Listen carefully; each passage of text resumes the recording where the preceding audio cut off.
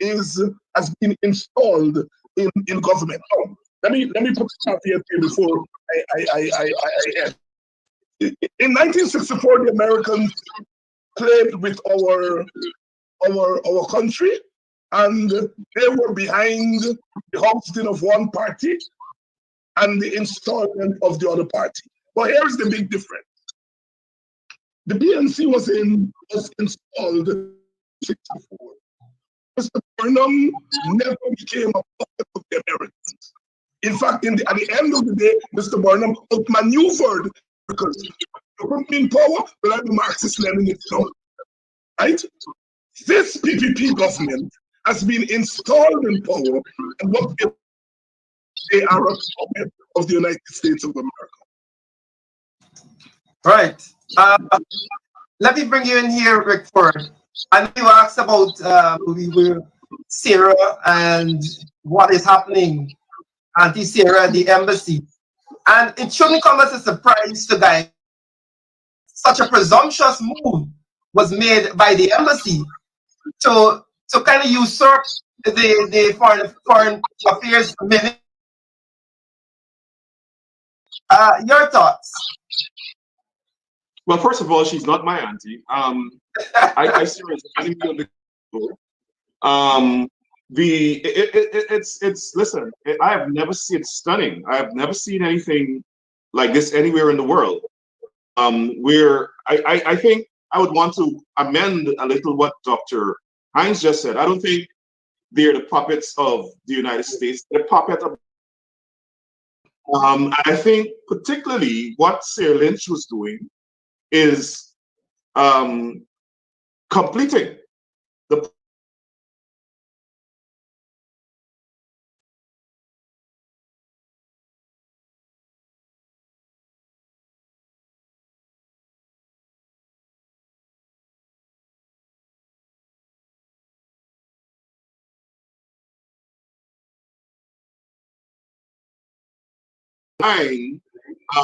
China before the Biden administration can fully formulate its foreign policy. She was trying to tie the hands of the administration in continuing the Trump policy to undermine China. And we'll see some changes with regard to the China policy as announced by President. He is going to take a less confrontational approach, and he said diplomacy is going to be the first tool of his international policy. Now, I want to come back to what Dr. Hines just said about 49 years of one China policy. And the reason has done a lot to the country. And China considers Taiwan to be a rogue state or a rogue province. And it's most countries in the world observe that policy.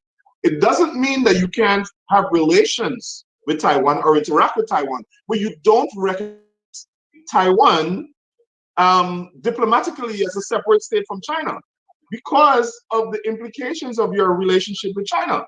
Now, if China begins to administer sanctions on Guyana, it's going to cripple us, right? China has done so many projects, developmental projects for our country. Why interrupt or disrupt the relationship with China to execute an outdated foreign policy? And that's how dangerous this ambassador is to our country. I believe that she thinks she's the boss of the foreign minister. So what happened is that between their lobbyists in Washington and the embassy, they apparently decided to go ahead, and Barjack fully well knows that this didn't come just from Mr. Todd, the foreign minister. This was a conscious decision by the PPP. My understanding from my sources in the Ministry of Foreign Affairs is that they had an announcement that at a certain time they would make an announcement backed up by the American ambassador. They got cold feet and didn't make the announcement because they realized the pressure they would come under. But she's bold, she ran the country, so she went ahead with the appointment and with the announcement. But that arrangement came very early on in the year. That agreement with Taiwan wasn't just signed last week. It was secretly signed before, and it was facilitated by the U.S. ambassador. So she's running the country, and she's operating like if Guyana is a cotton picking plantation. And we have some weak guys in the PPP who worship white people. They think they're the best people in the world. I hate to break it down like that. So they're so obligated to Sarah Lynch, who put them in power. I wouldn't say the US government, because we have a new administration who I'm sure will have a different foreign policy. But they are committed to her. It's done tremendous damage to our China relations. It's going to take a lot of work to build it back. I'm sure the Chinese don't trust us anymore. This is how dangerous this ambassador is for our country. She has been working with the PPP government, the PPP, since before they came into power, to facilitate the Trump ambitions of our excursion of trying to overthrow Nicolas Maduro, the president of Venezuela.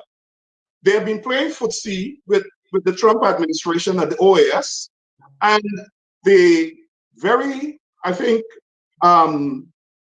misguidedly enter into these negotiations for joint patrols when it was not needed, right? And so that provoked Maduro, and Maduro is lashing out at Guyana. It's like how the Middle Eastern countries, all when America provoked them, they lash out at Israel. That's what Maduro is doing. So we weren't making decisions in the best interest of, the PPP wasn't in their discussions with the Trump people. They weren't making decisions in the best interest of Guyana. It provoked this current crisis with Venezuela. And they're completely depending on the US ambassador to get the crisis. But there's a new sheriff in town in Washington.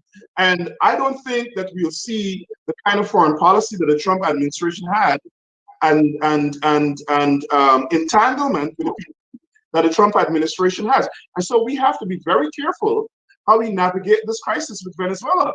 Right now, I'm told that Venezuelan intelligence officers, soldiers, are patrolling Guyana's territory. They're on the land in Guyana.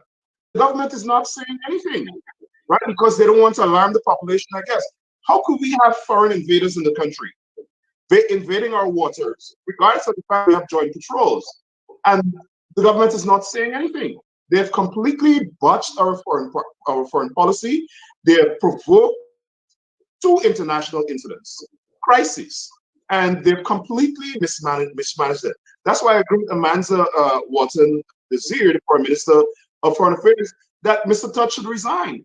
And it's troubling when you see they're making all these blunders in public policy and foreign policy and national security policy, and they're dismantling the public service college that teaches and imparts knowledge about the governance and how these policies are conceived and formulated and implemented.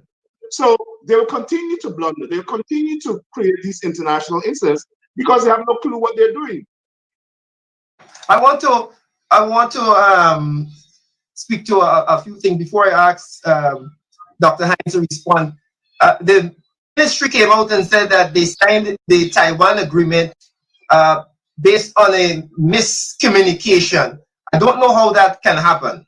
I felt insulted as a Guyanese. So you to tell me that you signed an entire international agreement on some miscommunication.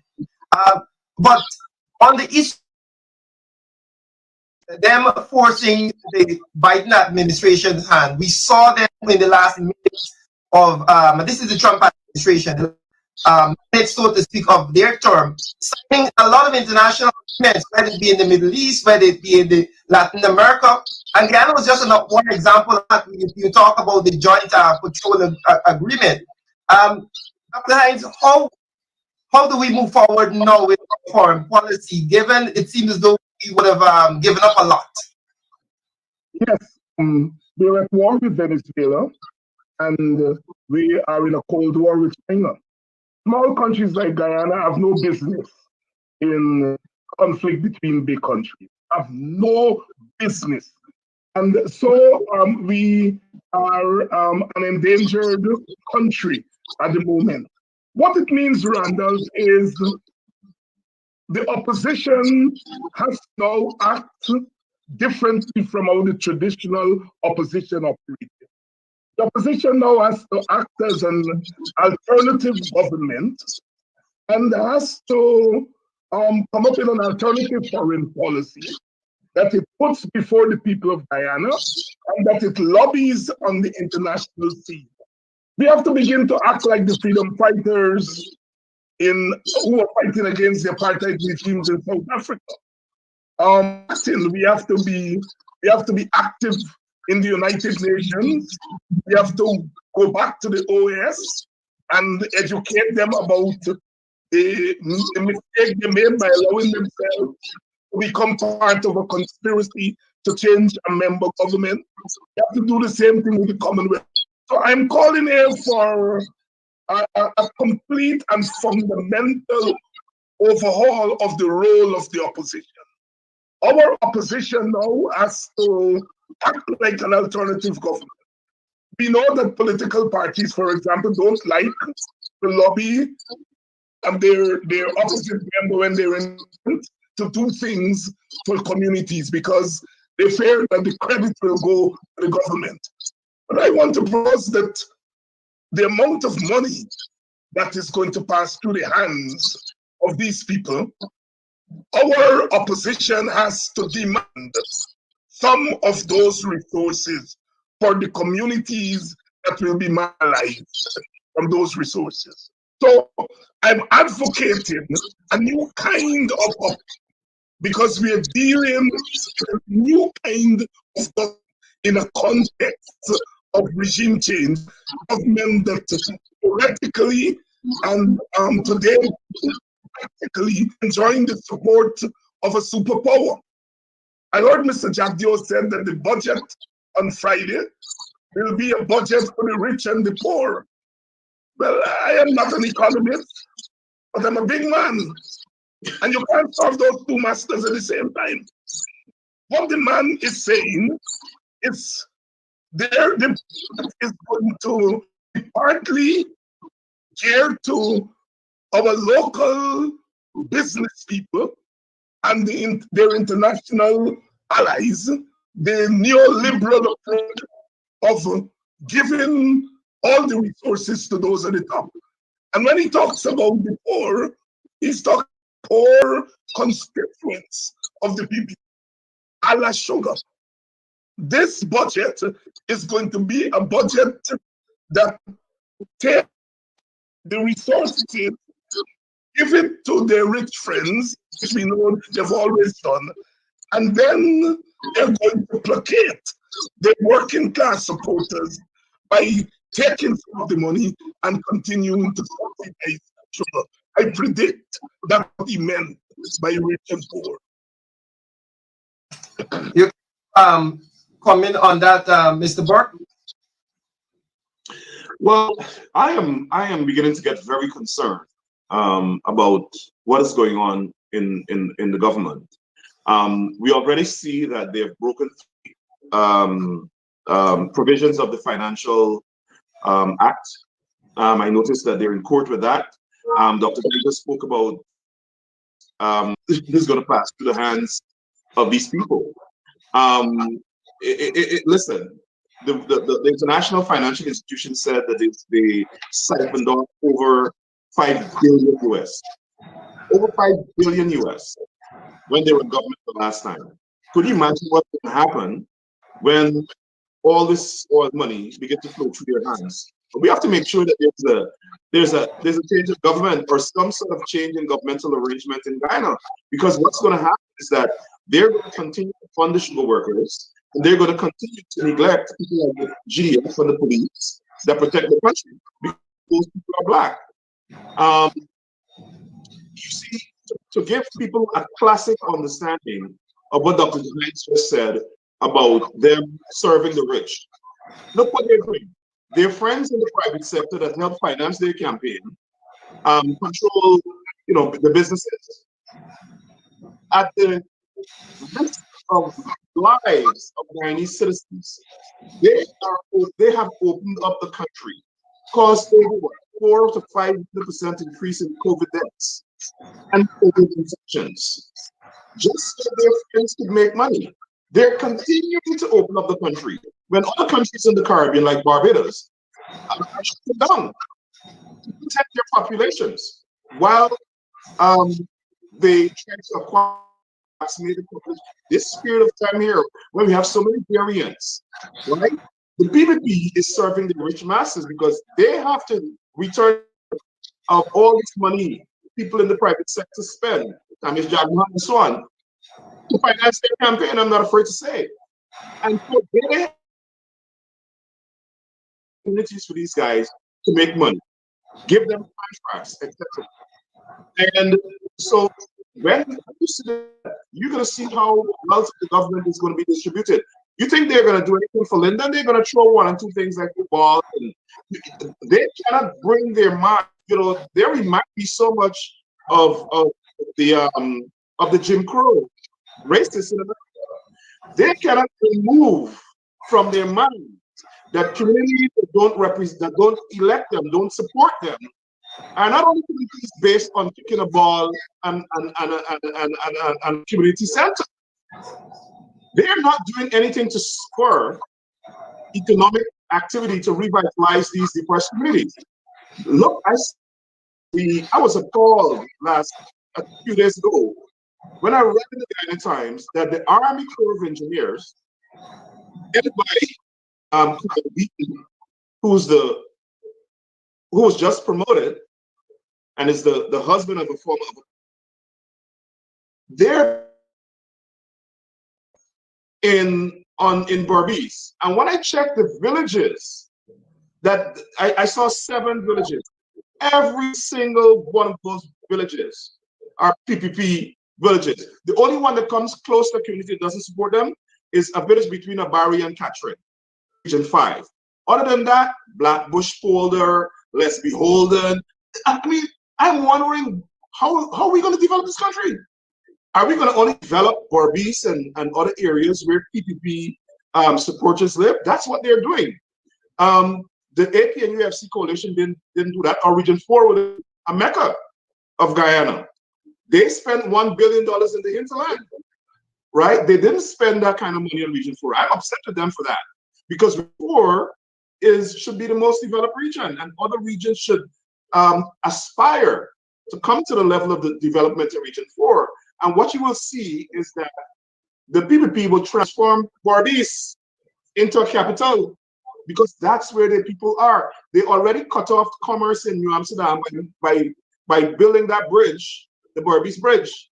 And you will see commerce going to be surrounded by that corridor. And New Amsterdam is going to be cut off. And that's what they will do throughout the country. They're already talking about building another city. You think they're going to build another city in Linden or in Den Amstel or somewhere in Boxer? They're going to go to Berbice. So what they are doing is it's a typical ethnocracy. They're using the resources of the state for the benefit of their ethnic collective.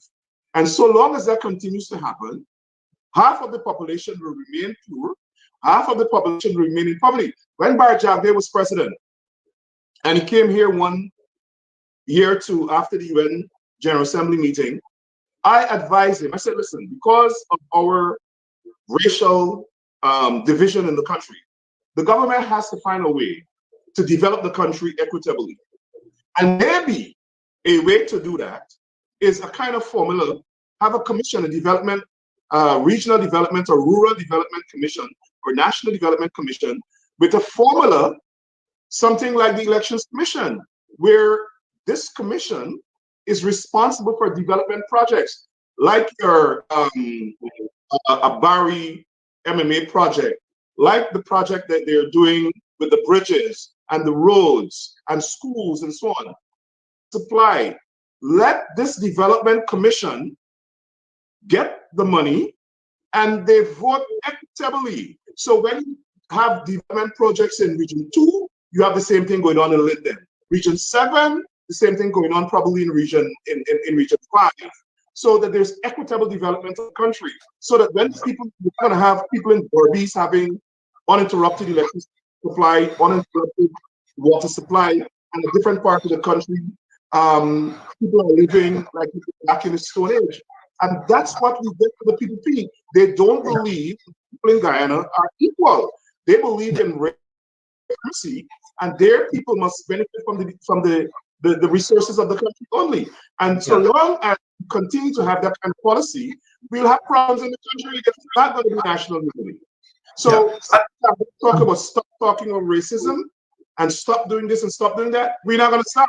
We only stop when there's equitable development in the country, when there's equal justice and equal rights for everybody. That's when we're going to stop. Yeah, thank you. For those persons who are now joining us, we are extended program this evening, talking with Mr. Rickford Burke and of course Dr. David Hines. Do remember that you can share it also live to those persons who are joining us there. Thank you for staying tuned. A very interesting discussion, gentlemen. I want to wrap up on that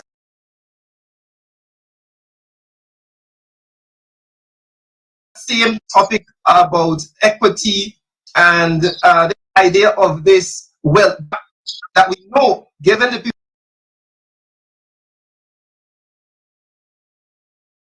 PPP's macroeconomic policies, will expand. You know, it was Bernie Sanders who said a nation will not survive morally or economically when so few have so much and so many have so little. It is on that backdrop that we kind of cringe when we think about what will be happening in the next few years. Dr. Hines, with this widening wealth gap, there's a whole host of problems for the country, social and economical. You know, you do a very good job at managing that wealth gap, and we saw what it did to the situation in the country. As we wrap up tonight. Well, I think we have to be creative. Guyana is no longer a normal country. We are playing in the big league. The amount of oil resources that we have here, the location of Guyana is just down the road from the United States of America. We are pivotal then to the accumulation of wealth by one of the world's superpower, because it doesn't have to go all the way to the Middle East to get the oil. It's got the oil just down the road. And so we are in a position to make demands. As we've been discussing, we are a divided nation. And if you're a divided nation, you're not able to maximize your collective clout. That is unfortunate. But we have to work with what we have. And that is why I'm calling the opposition to think outside of the box, to think as if you are governing. Because if you don't co-govern, you leave the space of governance to one party that has one idea about what to do. And it's a very insular idea about how we develop the country. So we should not be shadowing the PPP anymore. I wouldn't use that term, shadow minister, for this. I would say that we have to develop our own practice, our own policies, and we have to pursue them as though we are in government. And there are ways that you can demand political space outside of parliament, because in parliament your scope is limited. But if you are creative enough, you can get space and use that space in order to get things for marginalized communities.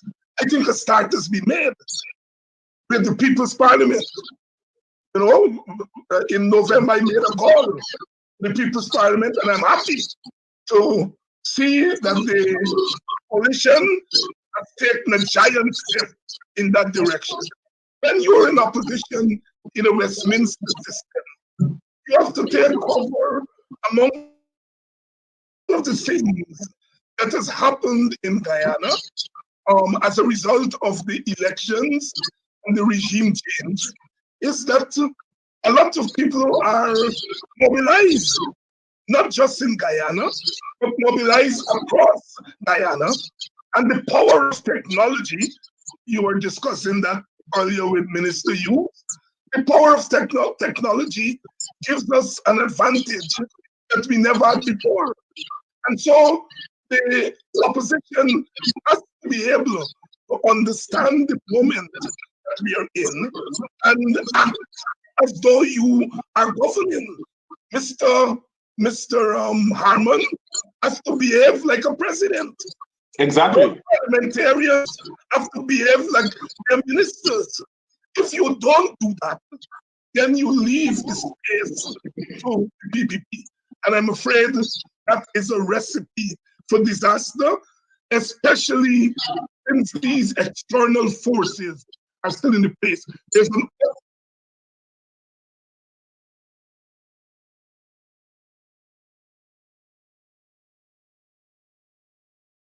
by your own national interest. And we are coming here to make national space for Guyana. As we wind down on program time, Mr. Burke, I know that you've been keeping up informed as to what is happening here in terms of election petitions. Recently, we heard the Vice President saying that we can't have free and fair elections with Myers and Lowenfield here. He wants them gone. And talking about bringing in persons from maybe overseas who don't have an interest to reform the Guyana Elections Commission. I'm going to take your thoughts on that, and we'll come back to Dr. Hines. Well, Mr. Jagdeo wants the Elections Commission to be to reflect the PPP, right? He wants to put out people from there and bring in his own Indian supporters, like Goko Budu.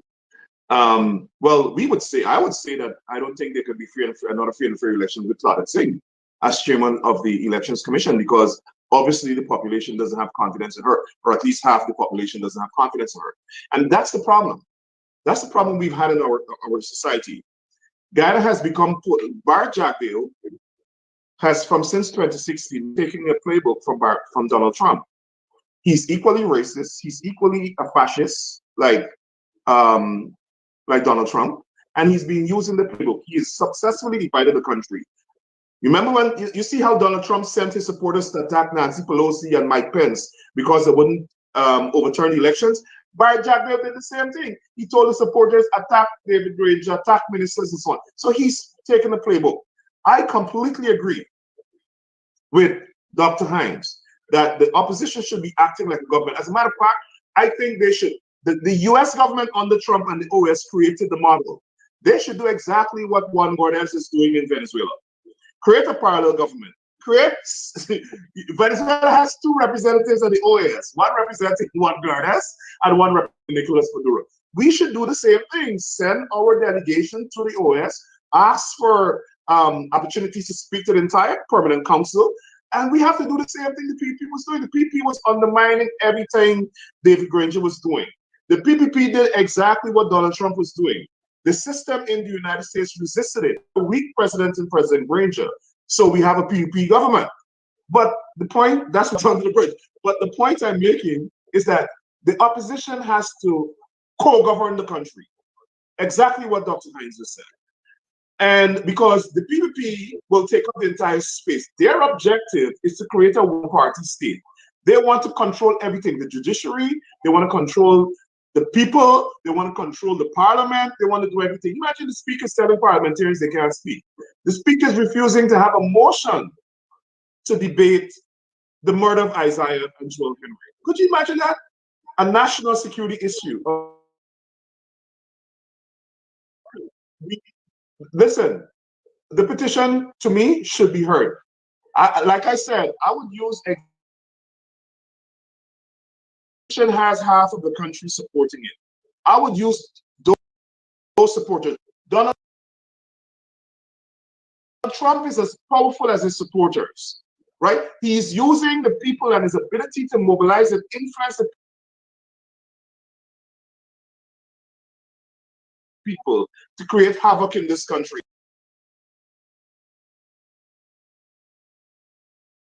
To intimidate Republicans. And and to get his way, to be a dictator. The PPP did the same thing. The APNU AFC coalition should do the same thing. Mobilize their people. Bring the country to a halt if necessary to achieve the objectives of the coalition. The petition should be held, should be heard. I cannot believe that you have a Chief Justice doing the bidding of a political party's agenda to create a one-party state. They don't want to have the petition heard. It's too problematic. So she is at the initial level of the court scoring the petition because of some technical issue. I think the petition should be heard, and the APNU should clear supporters out and create conditions where the court dare not throw that petition. Let the matter be heard, not that election was lawful or not. That's what happens all around the world. It should happen in Guyana. And create a co-government. I would call Amanza Walton Desir the APNUAFC Minister of Foreign Affairs. And then you have Utah, the PP Minister of Foreign Affairs. That's how you have to treat these people, because that's the only language they understand. Confrontation and rough politics. As I said, the Vice President claims that he can't have free and fair elections with Peter and Myers there. But you see, history is a strange thing. Can't run from it. Lowenfield was there when they won in 2007. Lowenfield was there when they won in 2011. You know, he was there in 2015. So are you admitting, is that an admission that those elections passed where Lowenfield and Myers were there, it wasn't free and fair? When you won, how is it not very convenient for you to call for them to be fired? Yeah, people are fools. Randolph, let me be clinical here. Fool me once, I don't allow you to fool me twice. This is exactly what the PPP did shortly after 2015.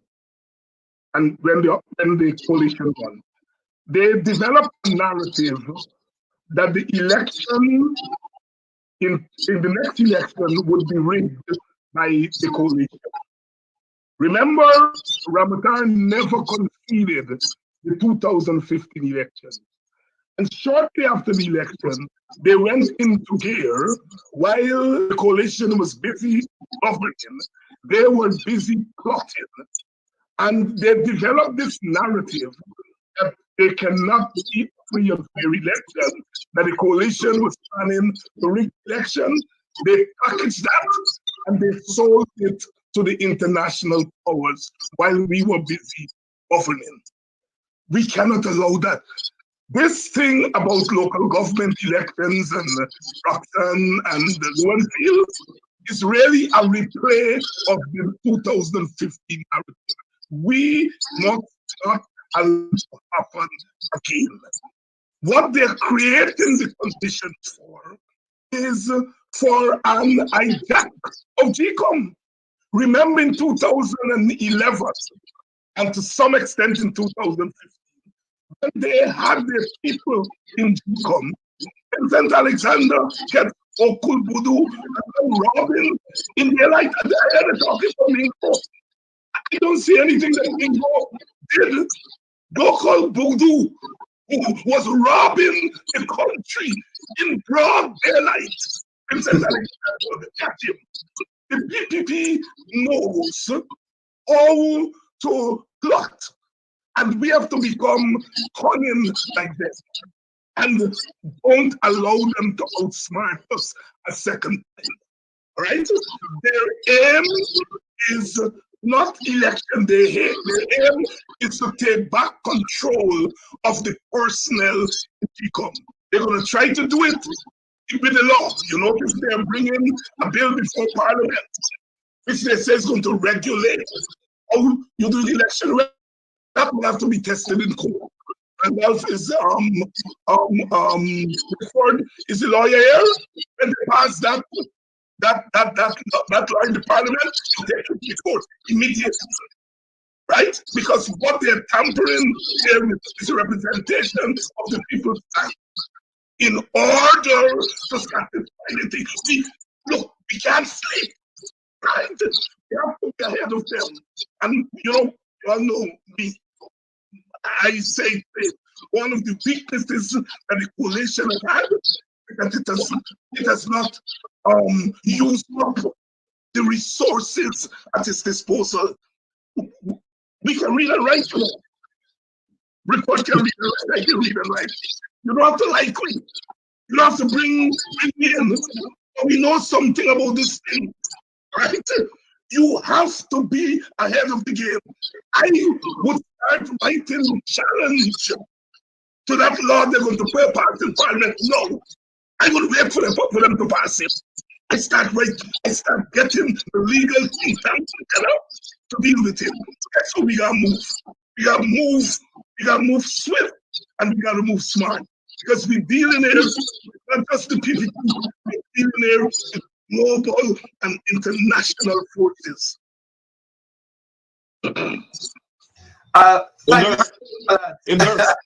Yes. Randall, this is serious. Yeah. We continue this little baby boy politics, schoolboy politics, and the PvP playing hardball politics. We fighting when they get cannon shooting us down. And the thing about it is, it just has to do with strategy. Like I just said, it's strategy. We could strategize too.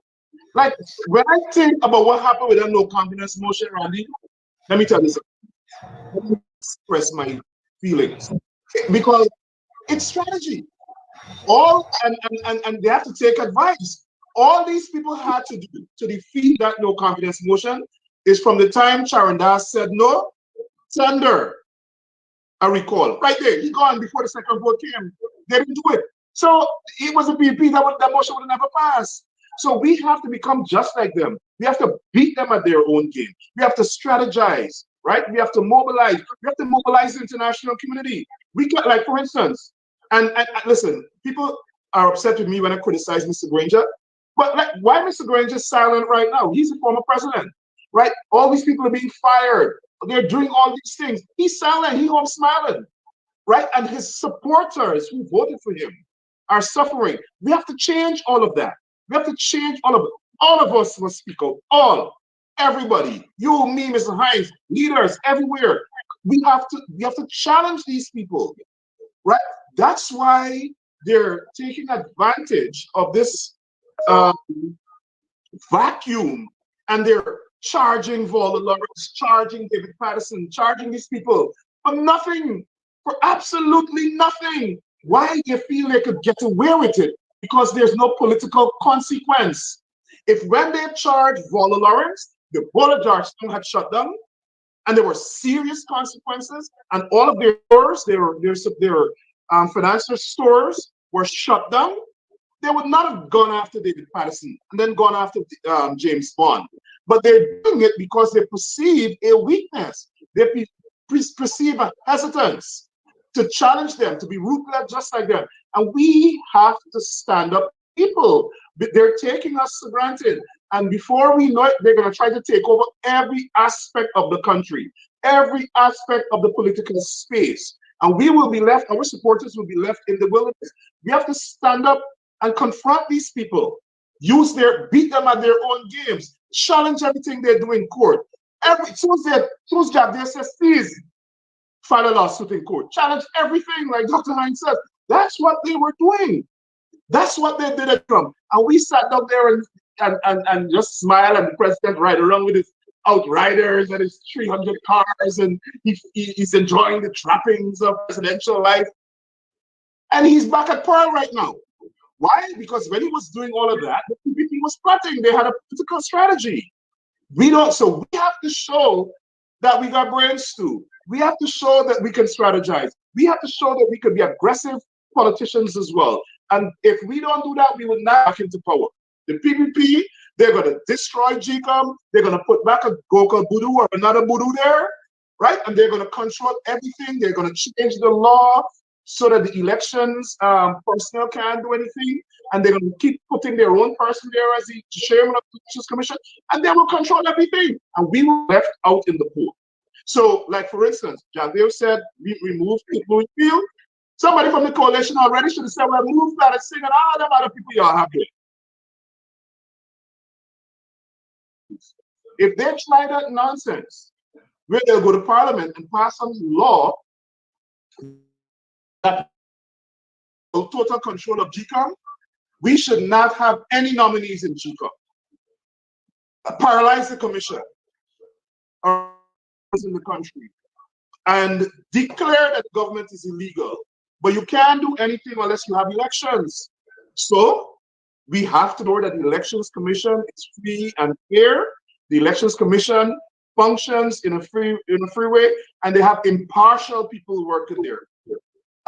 Mr. Lowenfield, and listen, I don't see people defending them enough. What Mr. Lowenfield did, or whatever, whoever in Region 4 did, whatever, and the results Mr. Lowenfield declared, it was justified by the Court of Appeal. What they did, as far as my analysis is, they took out the invalid fraudulently cast votes in Region 4. And when they did that, the coalition won. The Court of Appeal mandated them to do that after. The CCJ overturned it. So why are we allowing Javier to run away with this fact that people in Region 4 committed fraud when they took out fraud votes? That's the narrative we should be selling. The people in Region 4 are in court charged today because they attempted to disallow fraudulent votes. That's what we should be saying. We shouldn't be hiding and trying to say, well, I don't know what we, like what Grange did. Defend the people in Region 4 who are taking out the fraudulent votes. That's what they should have done. In America, here, when we go to vote, and you spoil your ballot, they don't count that ballot and then tell you go and take it to the election commission. They take it out. Fraudulent votes are not counted. Nowhere in the world fraudulent votes are counted. In Guyana, it counted. So my advice is next time, if they don't change the law, everybody come out and vote for the grandmother, the dead, the dog, the donkey, everybody, right? And let them count it. That's the precedent of the PVP set, and we must follow it. There's a very, very enthralling conversation.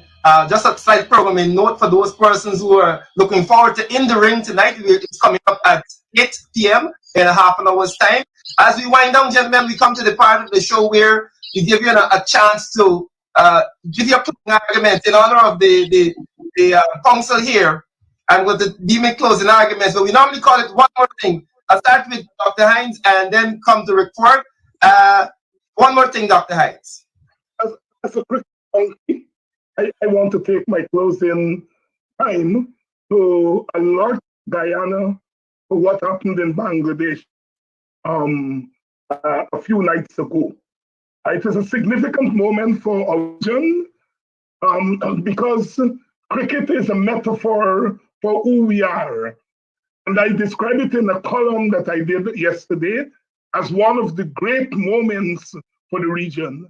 Here are young men with their backs against the wall and the world not giving them a chance. They went into that ring and they played to the best of their ability. And then there was a chink in the armory of the Bangladeshis. Myers and Nkrumah Bonner and the other members of the team took advantage of it and created hope for our region, that our civilization is not all lost. And for us in Guyana, who get caught up in our local politics as if nothing else happens around, we are West Indians too.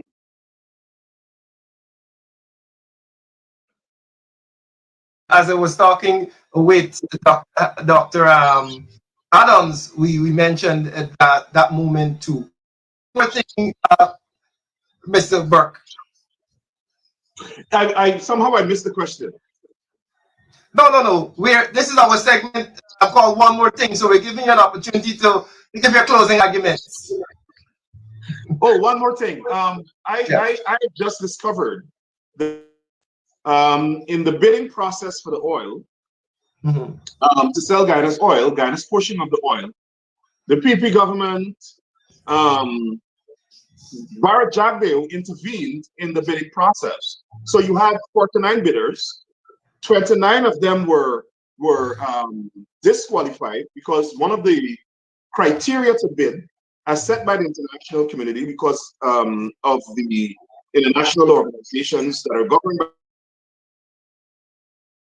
you cannot bid if you have been involved in or being prosecuted for corruption in the oil industry.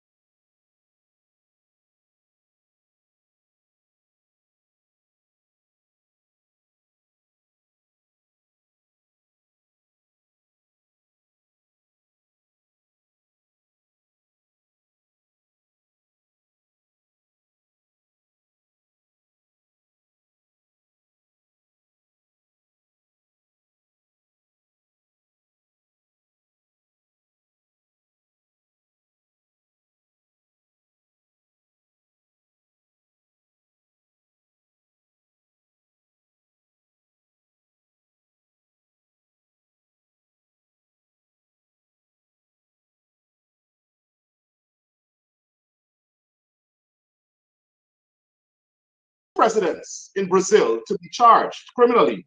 One spent almost 10 years in jail. So already you're seeing what is the evolution of a massive corruption scandal with regard to the oil industry.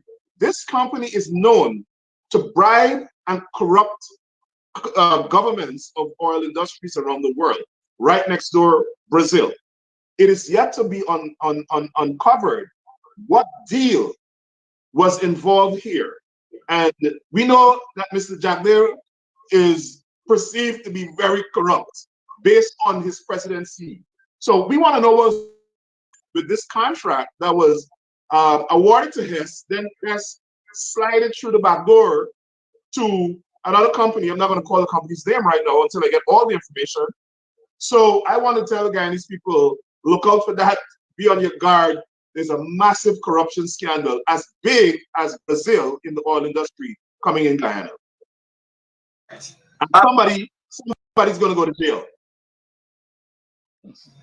Thank you very much for that. And for my one more thing tonight, I think this may please some of our viewers that I'm seeing here in notice that a massive protest is scheduled for tomorrow at the Parliament the Town Conference Center. The president, of course, expected to tomorrow.